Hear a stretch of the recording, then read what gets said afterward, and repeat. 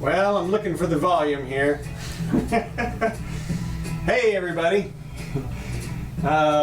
This is the Jimmy Doane Show, and we are live. And that's why when we have a small problem with the volume, well, you can.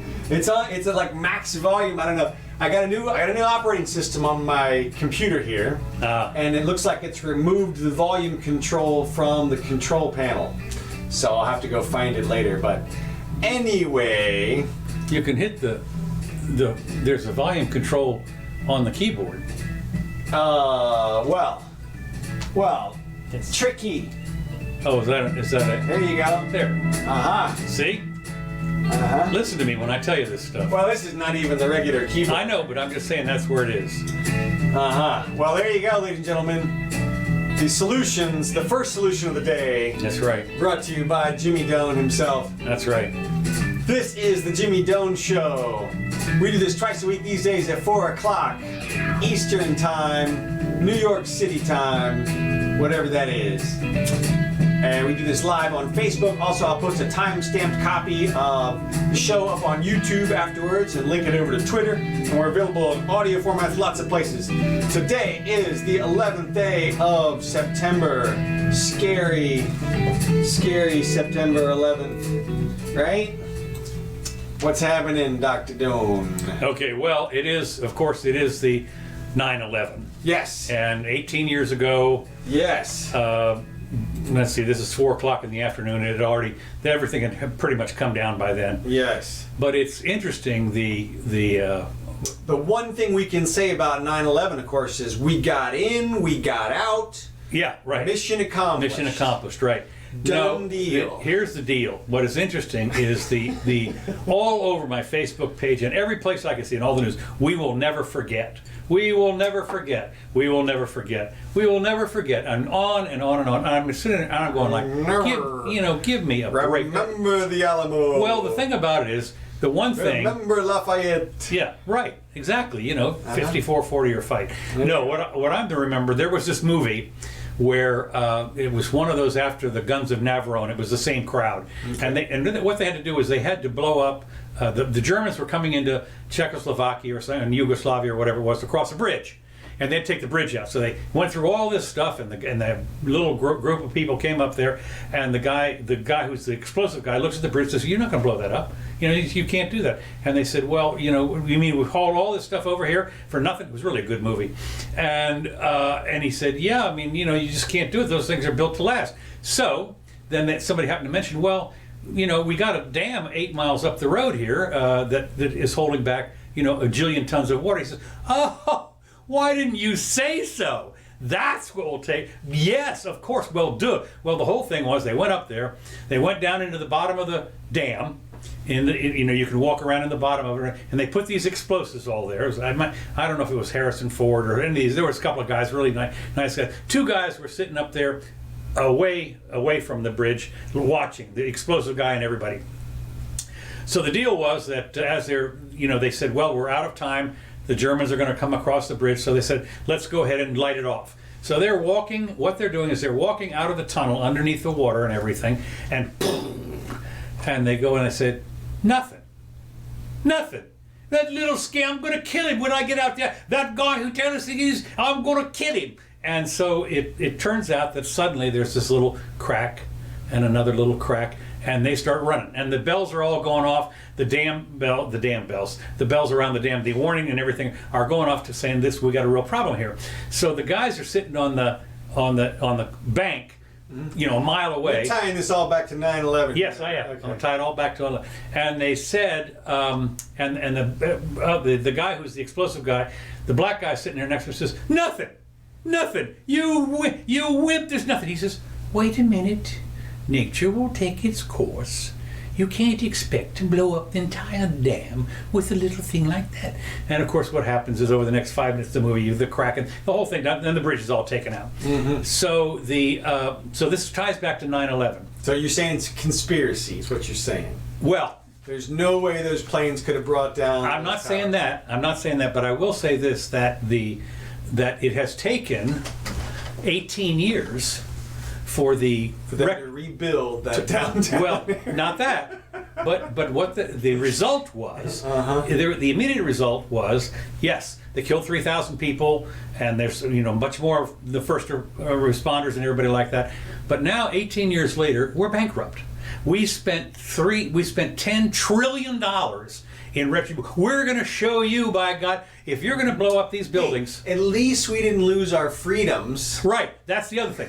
We certainly did. Yeah, within a week. NSA. That's right. TSA. The Patriot Act, and they have locked down the United States. I mean, this is so, as far as those guys. We kicked their ass. Yeah, man. we kicked their ass, right. But, I mean, those guys must be sitting over there saying, in their little caves or whatever, mission accomplished. That was easy. Yeah, that was easy. All we did was we killed a lousy 3,000 people, and the retribution. Now, they sent armies over here, and we killed a lot of them too. And there was a lot of civilians dead. We sent armies over there. Yeah. That's what I'm saying. And we had guys that died and everything. We had certainly more than 3,000 people that died. Oh my God! We spent trillions of dollars. Yeah. We're going bankrupt, and we showed them. I'm sitting there thinking, and we lost all our freedoms.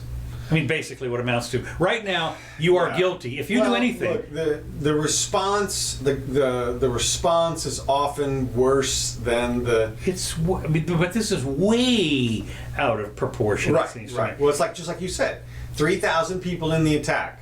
All right, and let me just say, I had been thinking for a long time that we were going to see a nuclear attack. I mean, we'd already had the movie with a little suitcase nuclear. Right. Well, we talked, and of course, we talked about this before, about how easy it would be. You don't have to do New York. You go to Charlotte Harbor, for God's sakes. It is a 10 megaton, which is nothing. I mean, a kiloton. Right. 10 kilotons. There was this, like you said, that's the suitcase, and you put it in Jacksonville, but you just put it in a regular old port. Exactly. And kaboom. Yeah. And the next thing you know, what? A million people or something, 500,000 people, something crazy talk.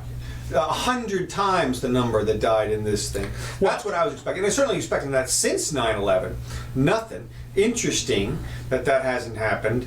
But, be that as it may, obviously the response was way overblown. We lost an additional 3,000 people. We probably killed, I don't know what the estimate is, but it's got to be at least 100,000, maybe 200,000. Civilian deaths and everything. Well, not to mention the military, not to mention the other army people. Right. The Taliban and the ISIS and all that. No, that's what I'm talking about.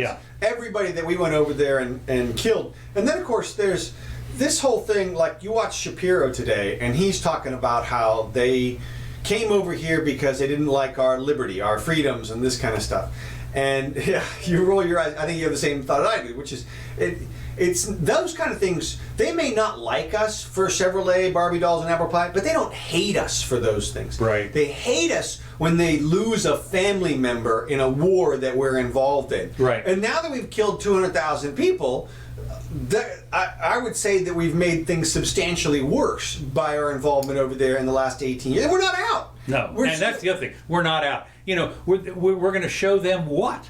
I mean, the fact is, you get. It's like it's obviously about the poppy fields or something weird. Again, there's it's something weird because why else would we be there for 18 years? Well, the other thing that has been resurrected has been the conspiracy theorists about that it was an inside job. Well, I don't know. Well, resurrected where? Where are you? Oh, I've seen it all over the place. No, are you kidding? Are you hanging out on 8chan and? Well, don't. Here's the deal. There have been. I watched the thing that said this is how it would have done with the airplanes and the jet fuel and all this kind of stuff.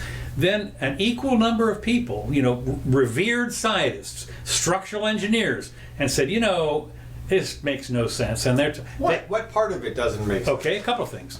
One is it's hard to believe when you realize and you go to see all the destruction that when they dynamite a building, right, and it falls down on itself. Yeah, that's the only time. Anytime else they fall over, they do something. This falling down on itself is a controlled detonation.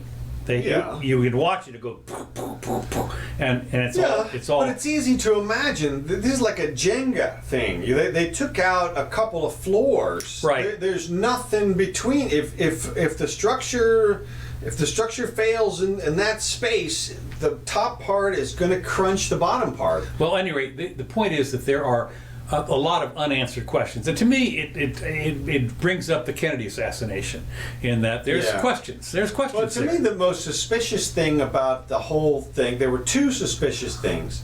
Number one was the announcement the day before by Donald Rumsfeld about the $2.3 trillion missing dollars from the Pentagon budget. Okay. Something weird. It was like, and then that happened to be the office that was hit by the plane. Right. Well, there's also Building 9 or Building 7. Right. That came down. What was that all about? That was something. Well, I would certainly expect a few other buildings to fail because of the force of as the big buildings drop. You're talking about an incredible amount of heat and material that's going to get shunked out of all sides. There's going to be like lanes of destruction that if they take out one support structure of another building, that building's coming down. So I didn't see anything that okay. I thought was... Well, again, what I'm saying is this. This is one of those conspiracies. Can't rule it out. No. But what I'm saying is this one has legs in that a lot of people, wait a minute, not for me. No, not for me. Okay. What I'm saying is that there are an inordinate number of people, I think, that give credence to the inside job thing. It's not some wingnuts. These are people that are more or less respected. Now, I'm looking at this and I'm thinking, there's so many things that are holes in it as far as an inside job is concerned. Yeah. I'm sitting there thinking, no way, Jose. Yeah. But what I'm saying is there are credible people who have announced an alternate plan. It's like when you go to the court, I guess. Here's you think it's the murder was this? Let me give you an alternate scenario. Yeah. And you get off. So. But you're, like I said, you're just throwing that out there. I'm throwing it out. And I tell you, it's one of the things that is still divisive. One of the things that happened is they were all over. What's her name? Ilya. What's her name? Because she, she was the one that said, "Well, some people did something bad." What are you talking about? This guy. So anyway, they're all over that. Anyway, today is 9/11 day. Everybody remembers it. Okay, horrible. 18 years ago, but we are still spending untold billions. And we're still getting molested at the airport. Right. And that we're still, I'm sure all of our metadata is being collected and whatever programs that were implemented to spy on. Yeah, exactly. Hi there, NSA. Yes, this is us. That's right. Taliban. I'm pretty confident that all those things are still going on in full force or more. And then of course there's we've still got Guantanamo. Yep. And secret CIA prisons. Yeah, what they call what do they call rendition? They have places that are black op places in other countries. Mm-hmm. You just disappear. Yeah. So you have Guantanamo, right? I mean, these guys are going to be dying. Think about 18 years. They're going to die there. Well, they didn't start until 2003 is when they really sent all the guys over there. But so it's no trial. Yeah. No charges. No nothing. No nothing. And that's why we hold them overseas. Yeah. And this is like still just a 40 guys we've got in the entire. Well, what's interesting, of course, is that the children of people, there are children over there of people that fought. Yeah. And now they're over there fighting. I think about it. I mean, here's a guy his dad was over there. He was 3 years old at the time, or 4 years old, or something. Dad was over there fighting everything like that, and now he's over there taking dad. Well, geez, I mean, this talking about going on and on. Shut it down. Yeah. Okay. Next. So enough of that for now. I just thought I'd bring up there's an alternate explanation that a lot of people believe. The idea of banning plastic straws as a means to reduce pollution has become an unexpected flashpoint in the political debate in recent years. Splash point? Yeah, splash point, that's right, yeah, sucking point, whatever it is. But it says Kamala Harris, she says she's in favor of banning them. Right. She says we do need to ban the plastic ones. The country should encourage innovation. And what you do is you ban them, and then somebody will come up with another something that'll still work as a straw. Yeah, she said we need to encourage innovation. Right. Like, hey! Yeah. Why don't y'all do something about this? Yeah, right. And of course, you don't know, but what they might come up with hemp straws for all I know. Poison straws. Poison straw. Well, the thing I laugh about this, of course, is that they're talking about, as you well know, It's the straws, and I was looking at a thing, one of the Fiji Islands or one of the in the South Pacific, and they're showing the plastic that's all over that has washed up on the shore down there. Mm-hmm. And I doubt if you found a straw there. I mean, is this all the turtles' interesting nose? You should say that. Okay. So this is the chart of the amount of plastic that is fed into the oceans by billions of pounds in 2010. You can see we are way down here at the bottom of this list. So even if we didn't put any of our plastics in, we're talking about 1% reduction. But in answer to your question here, let's see if I can do this right. Aha, okay, now this is the results of a beach cleanup. These are the top 10 items found in a massive beach cleanup. They found 2 million cigarettes, 1 million food wrappers, like little plastic candy wrappers and things like that. Right, yeah. 1 million plastic bottles, 1 million plastic bags, 950,000 plastic lids, 700,000 plastic plates, forks, knives, spoons, things like that, and 600,000 straws. So there's a bunch of offenders in there that are well above the straw limit. Well, the question I have to ask is that in pounds? No, this is actual numbers of Okay, items. so 600. Now you have to ask yourself. You've got, you got what are these bottles? Say, for instance, Right. And you got 1 million bottles there, Right. And you got 2/3 of a million of straws. Now the question, if you were to weigh, Right. The bottles weigh 50 times as much. I mean, well, that's why. And then we have, I believe, the third image here. Let's see if I can do this right. Don't know. Oh, here, hold on. There we go. Okay, so this is by weight plastic, and this is from the ocean. Okay. So this is not, that last one was a beach cleanup, but in the ocean, by weight, 58% buoys, 11% fishing line, and then most of it's fishing gear, basically. Buoys alone account for more than 50% of the entire weight of all the trash. Buoys are trash? Oh, yeah, sure. Just like randomly, like lost buoys is what we're talking about here. Really? Yeah. Huh. So buoys, fishing I line. mean, these are the things that go ding dong, so you don't go in the path. Or Yeah, that's it. And also like that also are on crab traps and oh right, okay, yeah, mark yeah. all your yeah, stuff, oh, right, okay, bobbins okay. and every right, type. okay, right, I got you. Okay. So the fish. Look at that. 10% of it. 11% is fishing line. 1% is nets. Okay, buckets. 15%.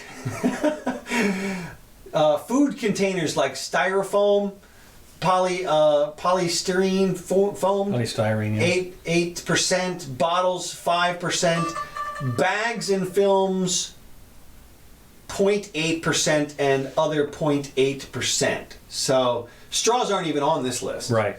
And so obviously this is, if you want to affect the trash and plastic. Well, especially here in the United States, I mean, the simple fact is that I would guess that 0 of our trash goes into the ocean. I mean, close to it. It's in landfills. Right, I understand exactly. that's bad, okay, in a million years, whatever. But and when I look at the landfill, for instance, down the road here off of, I think it's off of one of our major roads. What they've done is they've covered it all over. It's really a nice place, nice looking place. And I think what they're doing is they're pumping methane out of it or something in order to power some stuff. I don't know, but the point is that they have converted it into not unattractive, is what I'm saying. There are no more seagulls there. No kids are run through there to catch stuff or whatever. What's interesting is that some of the companies, they've managed to guilt trip the companies like Starbucks and Disney, and they've all announced plans to stop using the straws. I know. Supporters of the straw ban say their simple step to help reduce the massive amount of plastic waste in our oceans and can be harmful to marine life. Witness the one turtle with the straw up his nose.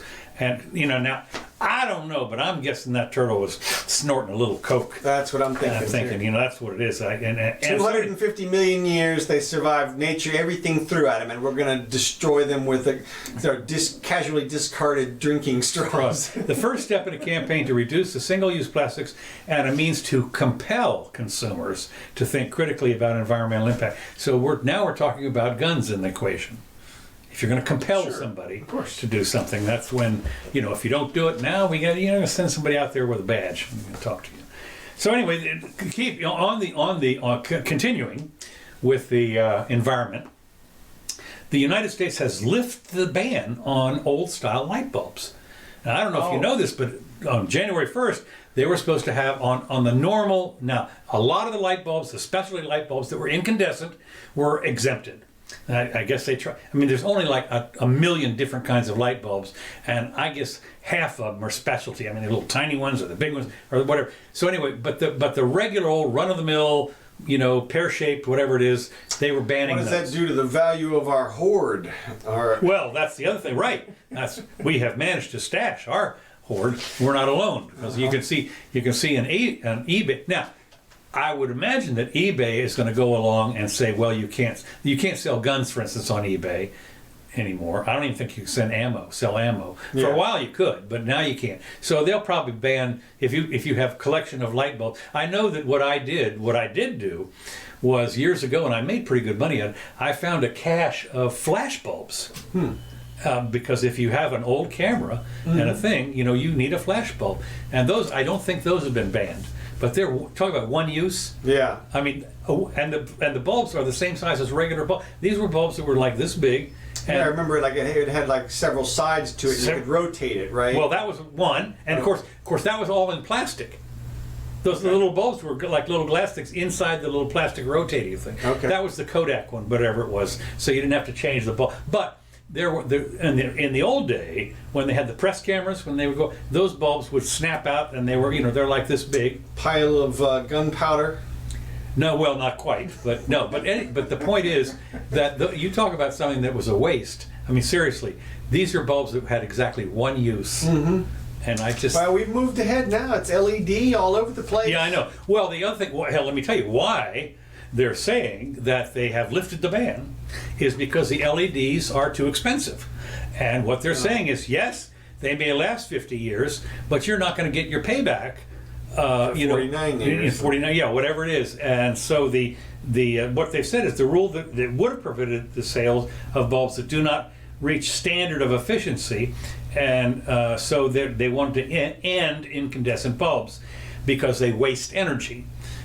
Consumers, but now they've said, well, the incandescent bulbs, the higher cost of the more efficient bulbs outweighs the efficiency. So if you're gonna save, wow, I'm so shocked that they actually weighed two very I am blown away. economic. No, I mean seriously, and I don't believe it. So the Department of Energy, I mean, this is a bureaucratic agency that withdrew it because of misinterpretation of the 2007 Energy Independence. Everybody in that office should be promoted to another, I guess, bureaucratic agency. Activists say the government has come under pressure from manufacturers, and it says it makes zero sense to eliminate energy-saving light bulb standards that will save households money on electric bills and emissions. Appliance Standards Awareness Project, ASAP, Executive Director Andrew so-and-so told the Washington Post.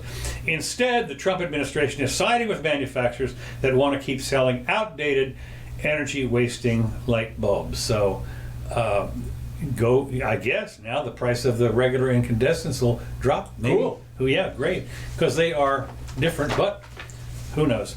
However, not to be outdone, Kamala Harris. She has decided that we want to regulate how much meat we eat. This is a presidential thing.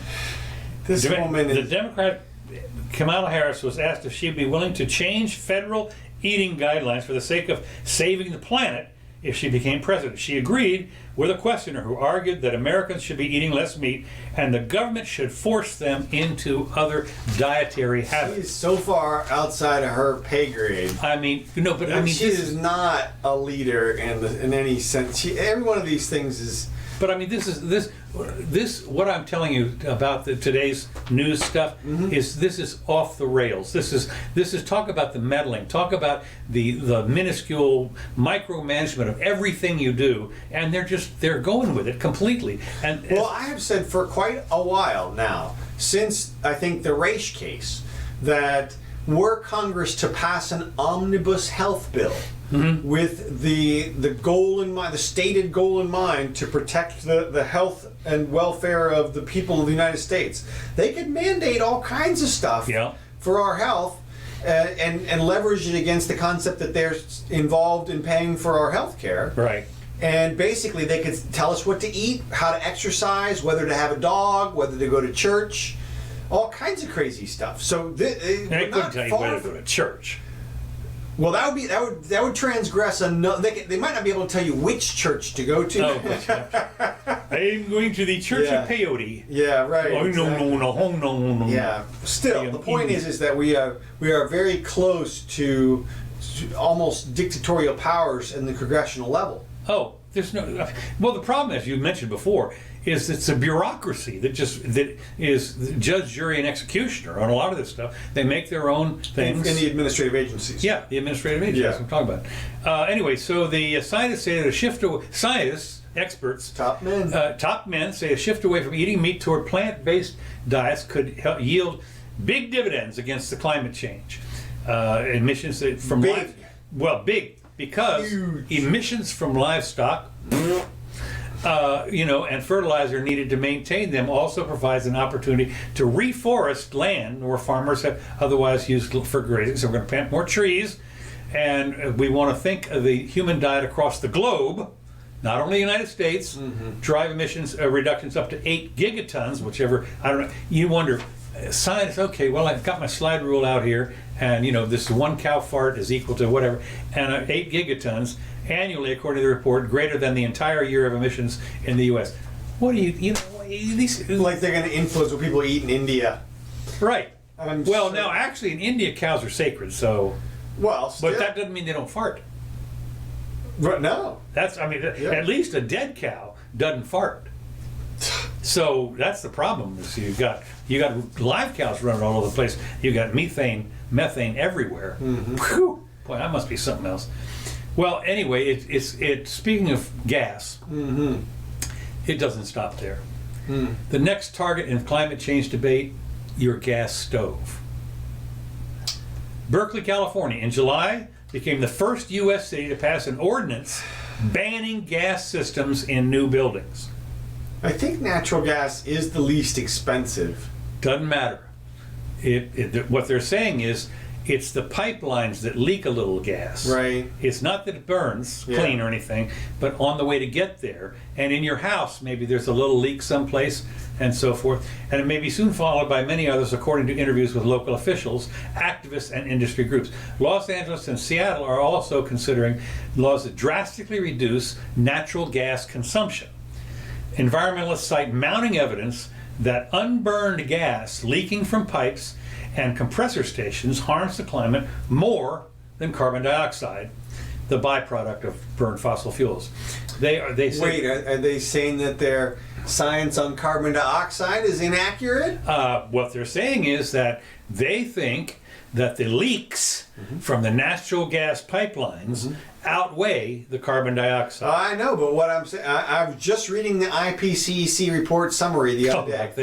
They're top men there. Well, sure, and they claim that the most influential factor is the carbon dioxide released from man. So they. Not that. Exactly. Here's my carbon dioxide. Not exactly that. Well, what's interesting is, as one guy says, instead of banning your gas stove and your gas heat and everything, why don't you fix the leaks?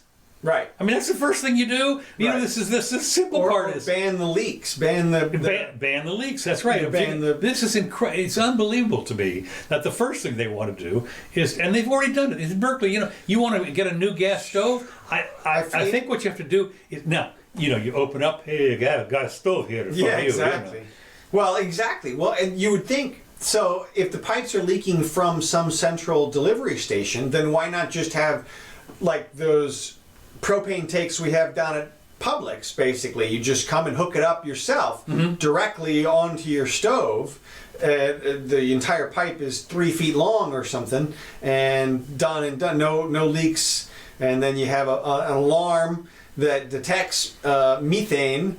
Well, of course, and if it detects any, it instantly calls the NSA. Right. And they launch a missile at your house. Well, the thing about it is, as you know, it's people don't realize. I didn't realize this, but it's my understanding that natural gas has no odor. Okay, well, And they introduce an odor. Look, I'm sure when you smell it, it's the chemical they put in there so that yeah. So Yeah, I got you. Yeah. Well, so they can do that, or as I said, I'm sure they can come up with a very expensive detector that they can mandate that you have on your gas stove. Yeah, well, right. Yeah, they can do that. That's for sure. So I just think that it's interesting. The climate business is this does not surprise me too much because what we see right now in the political sphere looks a lot like high school politics. Yeah. Oh, yeah. Okay. It very much seems like just the first thing that comes to somebody's mind is going to be a solution that's offered. Right. Well, a lot of these are solutions and looking for a problem. Some of this stuff, but again, you know, as you said before, one of the big deals is guns. They want to make sure now that they're going to do something about the guns. Do something. Yeah, right. just do That's something. the command. I'm sure that's going to be the next poster. Well, they're Do talking something. about, you know, in fact, the Senate has said, well, we'll take it up. We'll do something. Yeah, give me a break. It's not going to happen. Well, and the climate thing is the same way from the standpoint of whatever we do here in the United States is still technically and scientifically speaking going to have a minuscule effect on the entire global. Yeah. Tell that to our commissioners downtown where they saddle us with an extra $1 billion in excess costs. Think globally, tax locally. I think that's is it. what it's That's right. Yeah, right. We're going to do our part. You kidding me? So anyway, the next, moving on, international news. Venezuela prosecutors to charge Guaido. Aha, Venezuela. with high treason. I'm going to fire up the transporter, which we haven't had in a while. Okay. Oh, good deal. There I am. That's right. But it's interesting that when you see what Putin does to his people, you know, the opposition, Right. And now Maduro. Here's Yeah, this you guy. want to see what dictatorial powers look like? Yeah. Here's what it is. Venezuelan prosecutors said they would charge opposition leader Right. with high treason, Right. Planning to renounce the country's claim to disputed border area controlled by Guyana. Now, interestingly, this was the cries going out for Trump when he simply met with Putin over at that meeting Yeah. and backed up Putin instead of the intelligence agencies. They said, oh, he's offered aid and comfort to the enemy. Yeah. Which, of course, those words came out of room and board, basically. Yeah. It's not comfort like patting him on the back. Yeah. Oh, that's treason. No. And that's, of course, the type of comfort that he gave. And that's the type of act that reflects dictatorial powers. And this... Well, it's interesting, just as a quick aside, that treason thing hasn't gone away when you have Nadler and those guys still sitting there. They're still thinking about a couple I more know. Democrats. If they could pin treason on him, they would. Fortunately, our laws over here are still separated just enough from our executives so that they can't simply arrange a charge through the courts in some way. Well, it's interesting because this... Although we'll see, it's getting worse and worse. This Guaido has been recognized as interim president by more than 50 countries. Yeah, just so that he knows, we're going to pronounce your name differently every time. Yeah, right. I thought it was Guido, but it's not. Gallardo. Yeah, yeah. Well, like I keep saying, pronounce it any way you feel like it. If I don't State spell it. prosecutors successfully petitioned the Constituent Assembly to lift his parliamentary immunity. Now, one of the things that people don't realize here in this country, whatever you say on the floor of Congress is immune. And you say anything. You can't be charged or whatever. And if you're going to or from, actually, you're immune. You know, you have qualified immunity. Yeah. Almost everything. Well, what they did is down there they lifted his immunity, so now they can charge him, and he already faces. And so one of the charges is usurping the powers of the president. So, Of course. Who knows? Let's see. I've got something. He was trying to get people to vote for him. Yeah, right. You have no other choice. You know, if your opposition's in jail. Let's see. That's a Muslim thing here. I'm going to skip over that. there was a little thing here, just a very quick thing. That was the Muslim jail thing or something? Yeah, the Muslim. Yeah, did you want to talk about that? No, not really. Because I kind of, my thought was anything that alleviates conditions in the jail is fine by me. Okay. Even if it costs us a little bit of extra money. Well, it cost them a couple $100,000. Yeah, and what they're doing is they're trying to accommodate their $102,000 in damages and attorney's fees. Oh, there we are. right, and of course it's 95% attorney's fees. Yeah, right, that's right. But no, what they're trying to do is accommodate them for Ramadan. They're basically trying to make sure that they have food after dark, and that they're not fed pork on Ramadan. Right, and it's got to be hot. Well, that has to do. Complaining it's well, cold. the reason that they were complaining it was cold because what the jails would do is they would simply serve them at the normal time. Right. Or they would just set their food aside. Right. And wait until it's dark, and then they can have it. And of course, it's cold and nasty or whatever. So look, it's a little bit silly to pay extra or whatever, but we got them in prison for Christ's sake. That's we're incarcerating them. Well, I thought one of the things that was interesting was that they're going to limit it to 3,000 calories. Really? Yeah, daily calories, at least 2 hot meals without pork. I'm sitting there, 3,000 calories. You know, and 2,000 is what's. I mean, you're going to get fat on 3,000 calories. Well, it depends on if you exercise and Yeah, in jail, right? How much? What are you going to do? Run a marathon? Well, in prison, that's all you do. You go out, you play basketball all day long, or lift weights and stuff. You could easily burn. Okay. Well, anyway, they have the fasting, and so anyway, the department agreed to pay $102,000. Yeah. So all I'm saying is, it was like I heard a woman complain the other day. She said, "How come inmates get free food and kids in schools don't?" Well, because if you didn't give it to the inmates, they'd starve to death because there's nobody else to give them the food. So, and you don't want anybody else, any other vendors coming in or anything like that. You want to have complete control over them. Otherwise, they get a cake with exactly. So you can't have that cake with the You fire. need a cake for Ramadan. You say you celebrate Ramadan with the cake. Another real quick Muslim thing that had to do was, did you see there were two religious ceremonies this week that were kind of disturbing. One was the cut the head with the knife ceremony. Yeah, what was? I saw that. I don't know. It was. They said all the kids were bloodied and everything. Yeah, well, the concept is what you do. They have a ceremony where one of the rituals is like we have Ash Wednesday where we put a little bit of ash. You sort of get yourself a little dirty. So what they do is they take like a knife and you actually cut yourself on the head, and so it's religious. Fervor there, which from my perspective seems to take things just a little too far. Well, at least one good thing is they don't heave them into the mouth of the volcano. Right, there's that. And this is not as bad as the Christians in the Philippines nailing themselves to the cross. Right. Walking through the streets with the thorns and. Yeah, the whole. But it seemed just top the brakes is all I'm going to say on that one. And the other thing I'm going to say, there was another religious ceremony they need to tap the brakes on because there were so many people there and it was such chaos that a stampede broke out and 31 people were trampled to death. Whoa! So it seems where was this? Someplace not here. No, this was way over there in some Muslim country, but.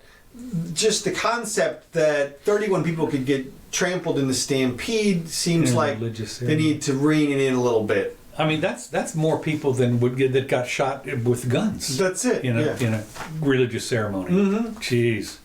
So they're going to ban stampeding. And it has to be kids and old people and people who would get trampled. Yeah. Or the running of the bulls. Okay.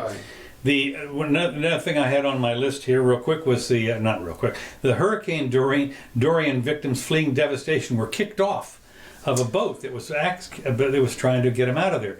What was interesting about this, the headline is one of these clickbait things. You're thinking, oh my God, he could. Trump throws kids off. Right, throws them out. Right, shark-infested water. That's exactly right. Well, it turned out it had nothing to do with the they said the people that were kicking them off said you don't have a visa to go to the United States.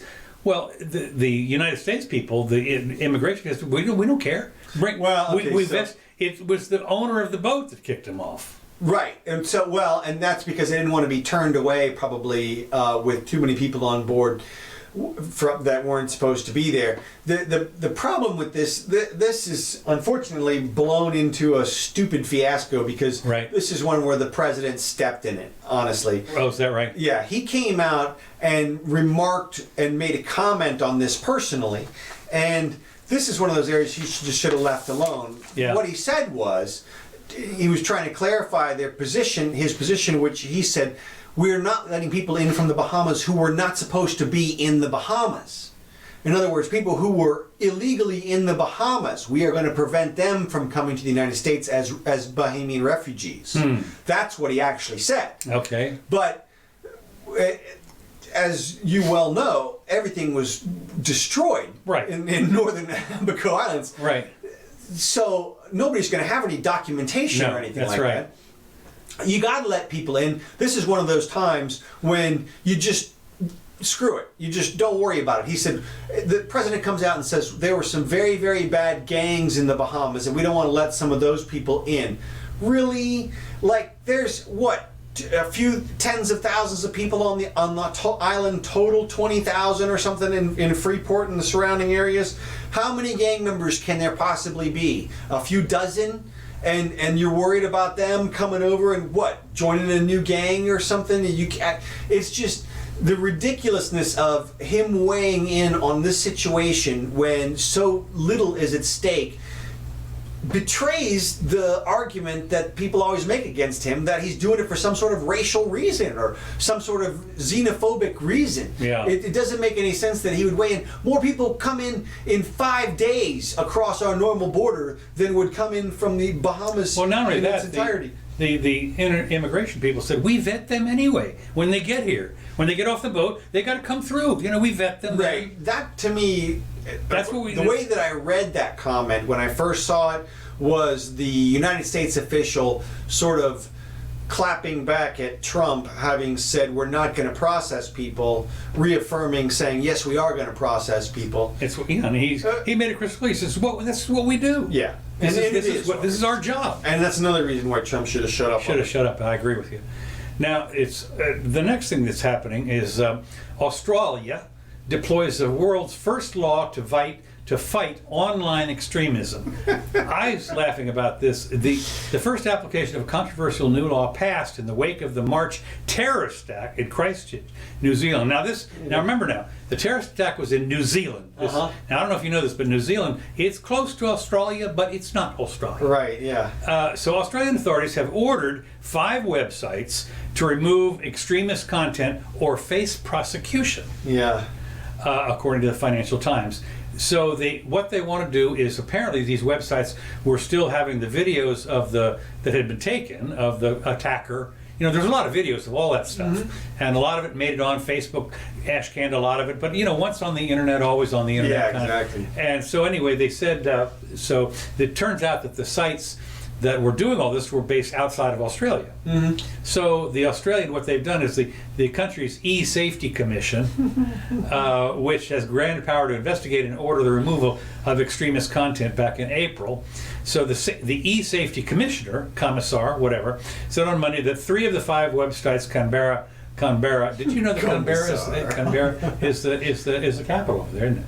Its targeting had taken down the offensive material, and no prosecutions had not yet been initiated. She said the decision by 3 sites showed the potential threats because they were potentially threatened with prosecution and fines, so they took the stuff down, even though they're out of the country. Sure. These are fringe websites that revel in gore and hatred, and they're all based overseas. Canberra ordered the Australian ISPs to block the access to a bunch of What's amazing to me about this is twofold. 2 things that are amazing. 3 things that are amazing. 1, Australia has been branded in the United States for decades as a tough place. You wrestle alligators, you live in the outback, you Crocodile Dundee, eat dirt, whatever it is, right? And yet they're banning images. right? They're images. That's all they are, is images. They don't do anything. They're images. You literally can interpret them any way you want to.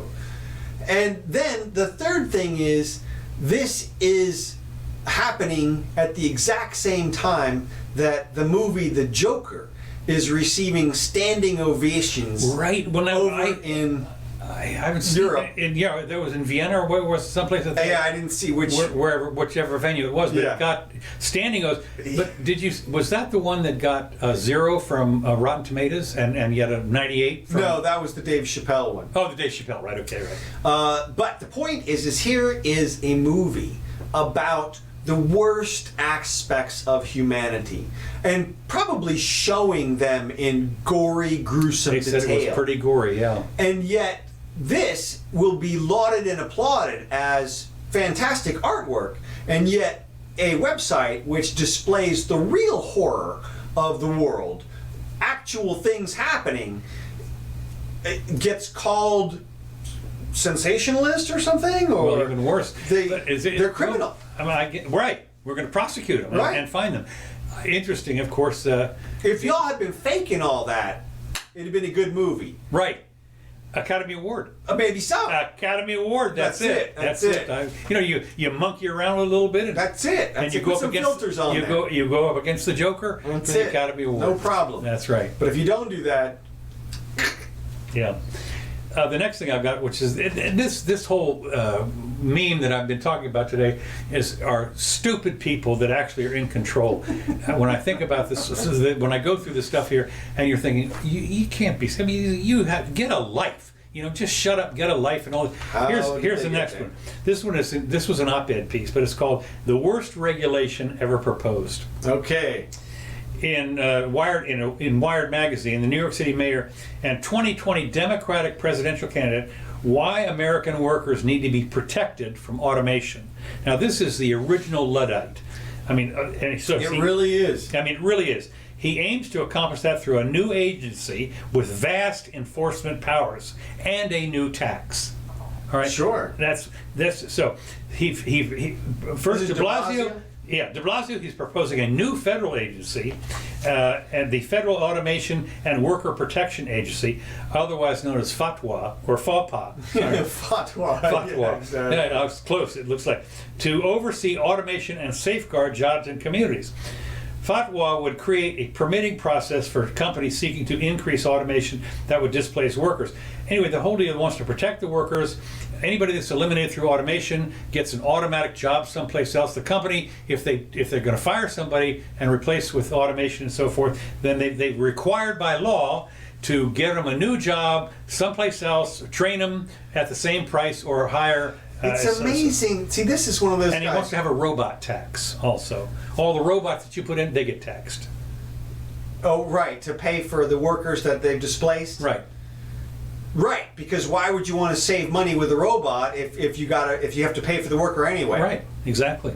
No, that's exactly right. DeBlasio is, as I said, he is a prime candidate for, as you say, worst idea man ever. He comes up with these things. It's like they're off a chewing gum wrapper or something. Yeah. The box of cereal. Right. What the hell? How did you think of that? We're gonna have a giant merry-go-round, and everybody's gonna go out and push it. It's gonna power the United States or some what? I saw one. Speaking of that, no, you're right. I saw one the other day where they were talking about the fact that in this gym, We're gonna put seesaws with generators in, Right. and the kids are gonna generate the power. what they did is in this gym they were showing that the machines, the pedal machines and the walking machines or whatever it is, the treadmills and so on, were hitched up to generate power. There you go. And I'm thinking, wait a minute, you're going to burn calories, so you have to eat some more food. I mean, you're going to try. I just think, God Almighty, if this were a good deal.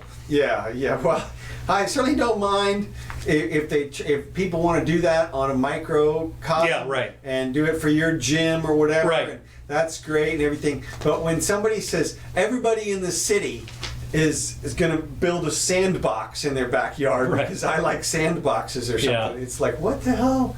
Well, they had in here these firms would be required to pay 5 years of payroll taxes up front for each employee eliminated, and revenue would be used to fund a new infrastructure projects. Of course, unfortunately, it's like there's just enough people that could theoretically be thrown out of the work that can see their potential future evaporating in terms of their work availability. Well, I had something. Let me just see here if I've got it.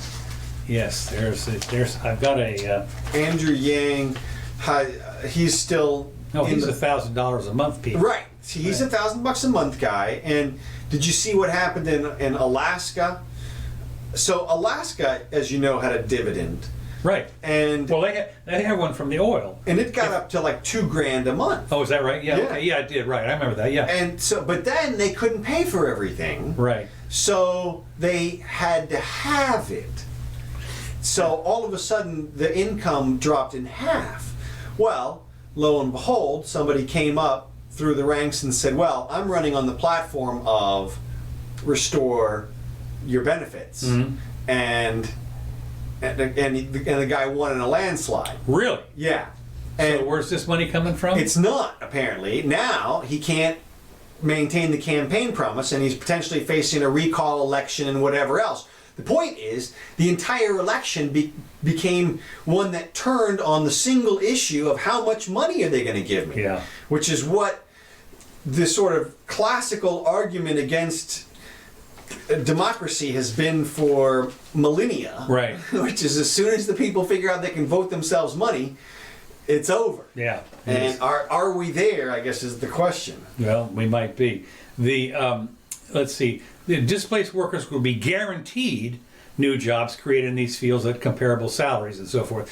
One reason why DeBlasio's proposal would qualify for the worst regulation is it would let bureaucrats at the Federal Automation and Worker Protection Agency, also called FATWA, no, that's not right, sit in judgment on what constitutes beneficial forms of innovation and ask them predict or plan the technology of the future, which of course you can't. I mean, I remember thinking it was just about a dozen years ago when Jobs came out with the iPhone, and what's his name from Microsoft hooted and said, "Who is going to this is insanity? Who's going to pay $500 for a phone? It might be no difference to know. This guy's going to go down the toilet. It's the worst idea Jobs ever had." Well, guess what? Mm-hmm. No. Yeah, and who was the guy that said that? Some nobody plebeian that didn't know nothing. No, it wasn't. Boob. In fact, it was the part owner. It was the guy that owned Seattle. Dummy. This was the guy that was the co-owner of Microsoft. Uh-huh. I mean, I forget what his name is, but he was the guy that helped found it. So he was really smart.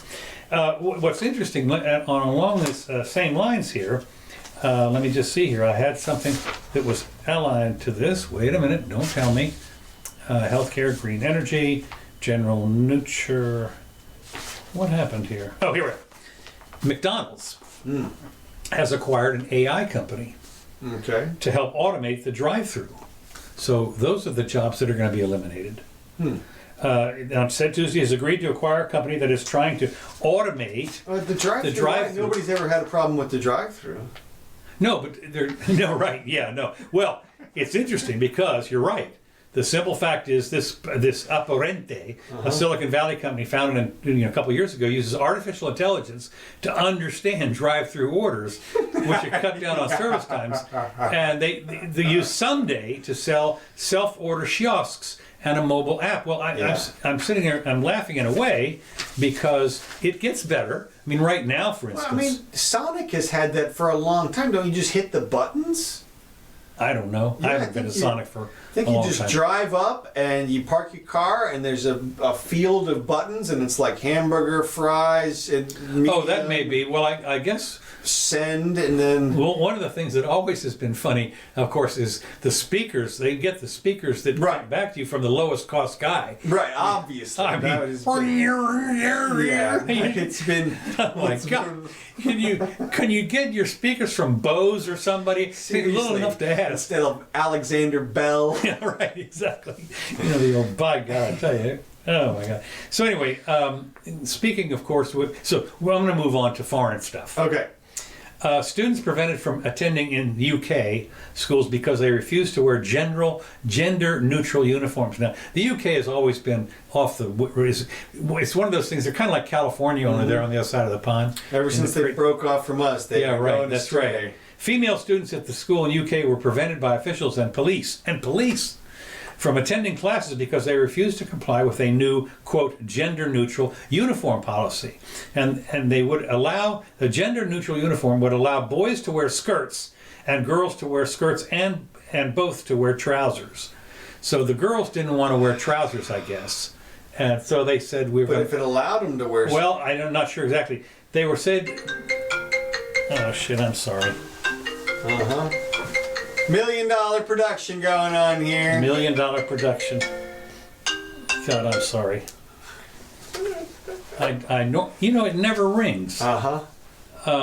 So anyway, they were being able to, the parents were saying, wait a minute, we'll pay £100 for an extra uniform or whatever. But the point is they made them all wear I understand school uniforms. I do understand that. Here's your bag. Yeah. But what is interesting, like we had at my school, we had a sort of a uniform. Uh-huh. It was, you had to wear a jacket and a tie, and you couldn't wear sneakers. You had to wear what they called heels, you know, a heel, and long pants, and you had to wear a shirt. You know, couldn't wear a short sleeve shirt, I don't think. And in the girls' school, I remember my sister, they had one that was a blue pants, blazer, whatever it was, and it was kind of a uniform. But, you know, in my school, if I had showed up with a kilt, I think I would have been told to go home. So the Brits saying we don't need no education, or I what? guess, yeah, something like that. We've, you know, there is. It's just interesting that the female students were the ones that were doing the walkout, apparently, because. But I think that it's interesting that they have a gender-neutral law for schools. Yeah. And you just think. Well, this whole gender thing is off the rails. Yeah. And they're in the lead. Did you see the penguin thing? No. God, this just illustrates how bad it is. And I wish I knew the whole story, but the bottom line is there's a penguin in a zoo somewhere, and they've decided not to assign this penguin a gender. Okay, and why is this? Well, my thought is, how is this? Like, what, they think they've been assigning genders to the penguins this whole time? Yeah. Apparently they do. Apparently because I guess they segregate them, male and female, at different places or whatever. But it's like, you don't think the penguin knows? Yeah. Trust me. Yeah, the penguin knows, right?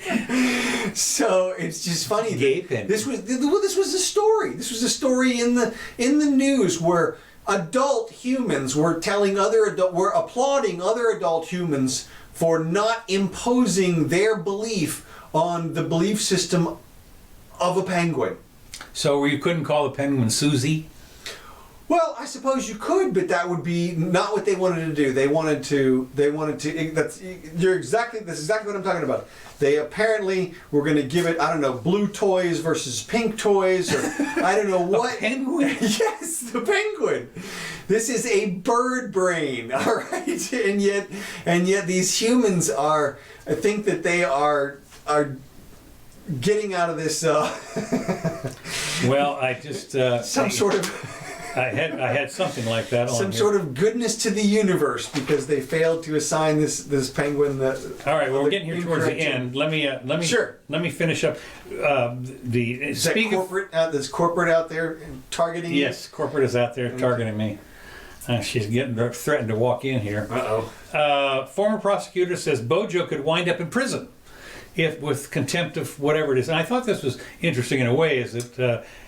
Cross-party rebel alliance and so forth, and this has to do with the fact that he's trying to get the Brexit thing done. Yeah. And he said, I would rather die than remain in this Brexit kind of thing. Yeah. So they're really fighting it out. But then the prosecutor is saying, well, now how do you arrest the? It's like arresting Trump, I guess. Well, that's why they have. That's why this is all this bluster right now. This is fantastic. I love it because it seems to be coming to a head, and we're getting. You can tell because the bluster has gotten to the point of where they're accusing people of needing to go to prison at the top. Right. And well, no, you need to go to prison. No, you go to prison, and you lied to the Queen. No, you lied to the Queen, and it's just. Back and forth. Who actually is going to march in with the swords? Well, that's what I hope Bojo knows. I hope he basically sticks it out and says, "Yeah, me too. You want me to throw me out? You want to send me to prison? Take your best Bring shot. It on. Exactly. Bring it on. Let's see what happens here. I think you will. Okay. Well, anyway, they said his suspension of Parliament. They thought the Scottish court said it's illegal. Now, yes. of course, what do they know? I don't have any. Yeah, exactly. So, let me just see here. I got something else here that. Oh, the other big news of the week was Bolton's out. Yes. The warmonger from hell. Yes. Is gone, which I think it never should have been in there in the first place. Well, but it's nice to see that Trump still got the old "you're fired" going. Yeah, and of course Bolton came out and said, "No, he didn't fire me. I quit." Whatever. So that's right. You're out. Yeah, you're out. Whatever it is, they escorted him out. Okay, the last thing I've got is when we're just talking about schools. Mm-hmm. A new law signed by, this is California again, okay, which is Britain, West, or whatever it is. Yeah. Gavin Newsom bans schools from suspending disrupting kids. Now, it will soon be illegal in California for both public and charter schools to suspend disruptive students from kindergarten through the 8th grade. So if you are a disruptive student, you can't be kicked out. You have to stay in class. Do they still have corporal punishment there? No. Oh, no. I was talking to Miss Jimmy about this. Of course, when I was in elementary school, we absolutely had corporal. Sure. Now, we always thought it was kind of silly that they would suspend you at our school for skipping school. Right. Yeah. That's just like giving you what you want. Right. But I could certainly see suspending you for the type of behavior, for disrupting. Well, the thing about it is, if you don't, what you got, you've got a couple of troublemakers in the classroom, and you virtually are guaranteeing you're not going to get any teaching done. Guaranteed. When you have this disruptive, if you have people cursing at the teacher, or something like that, and people it's going to blow half your day for sure. Oh, no question. Well, the thing that's about which permanently prohibits willful defiance suspensions in grades 4 and 5, and also bans suspensions in grades 6 through 8 for 5 years. Said the new law would keep kids in school where they belong and where teachers and counselors can help them thrive. I'm sitting there, wait a minute, they're already there. The teachers and counselors are already there, and if they're going to have them thrive, they're supposed to know what they're doing. Yeah. And their solution is get out. And now you're going to say you can't tell them to get out. The bottom line is we need to get back to the old en loco parentis, where the teachers have the literal same authority that the parent has. I'll tell you, that has gone. That went away, I guess, about 15 years ago here locally. At least. You can't touch the students anymore. Man, if I sent my kid to a school, that would be the rule. The rule would be, whatever the teacher says, it's as if I said it. So if you don't do it, that's so anyway. So it turns out that SB 419, which is this law, puts the needs of the kids first.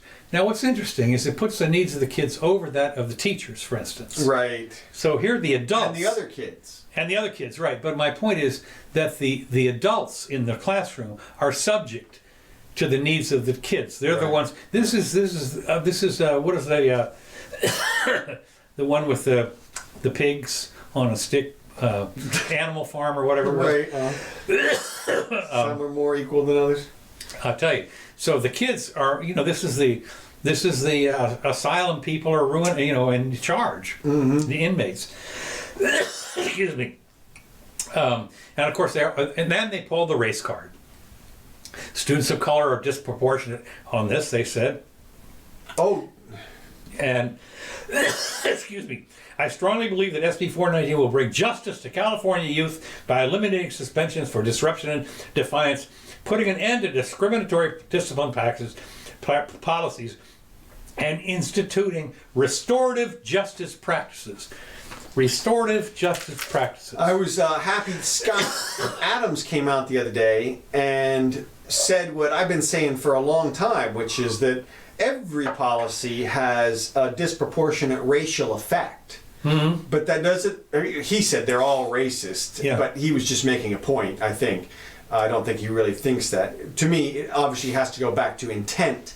The policy that they have there, in terms of suspending students, doesn't have anything to do with the race of the student. It has to do with their disruption. Right. If it affects different races disproportionately, that's not the teacher's fault or the policy's fault. Well, what happens if you're in a school that's predominantly African American? Well, that's what I'm talking about. Let's say you've got 4 white kids, right, and you've got 50 or 28 or 30 black kids, and naturally the kids who's going to be perfectly even, it'll be perfectly messed up. Right.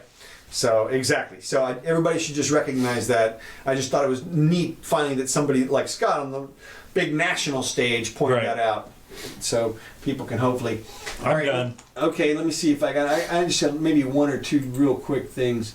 Let's see. I think we did them all though. I still got some for Sunday. One little thing.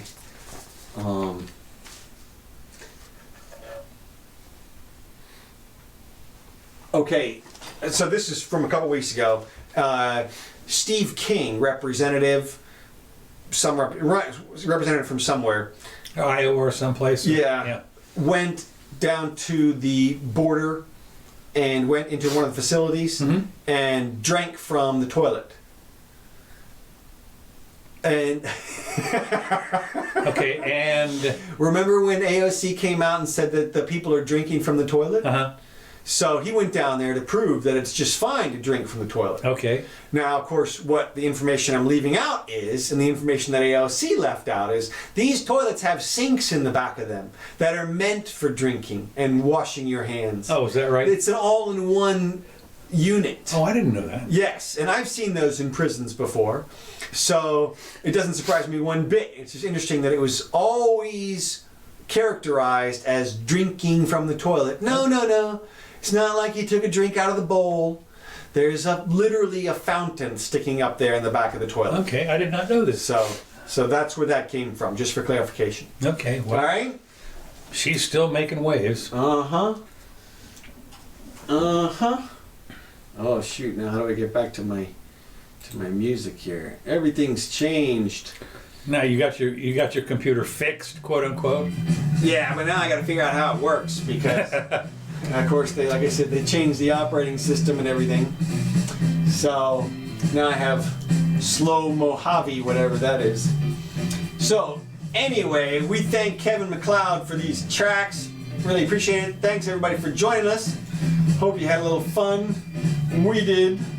We'll be back again on September, let's see, 12, 13, 14, 15, Sunday. So please join us and share, and we'll see you then.